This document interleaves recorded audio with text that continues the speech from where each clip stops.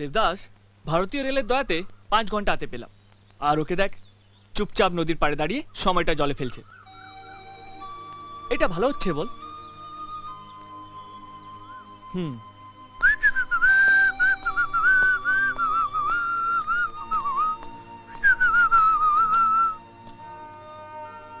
জল কতটা ভর্তি হলো দেখছো?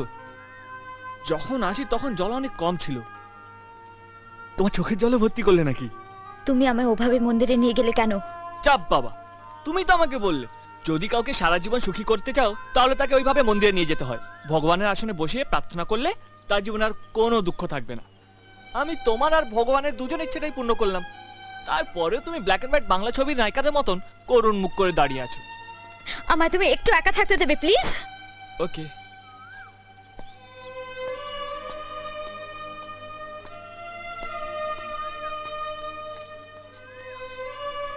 দেখলি কি রকম বিপদে ফেলে দিস?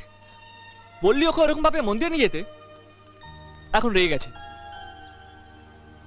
ওকে বুঝতে মনে হচ্ছে বেশ কয়েকবার জন্মাতে হবে। কি জিনিস সৃষ্টি করেছে বস। তোমরাও না যা খুশি যা তা করো বস।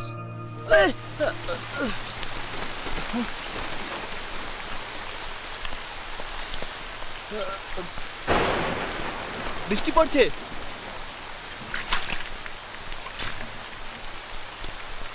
ও ছেলে, বাইরে দাঁড়িয়ে ভিজছো কেন?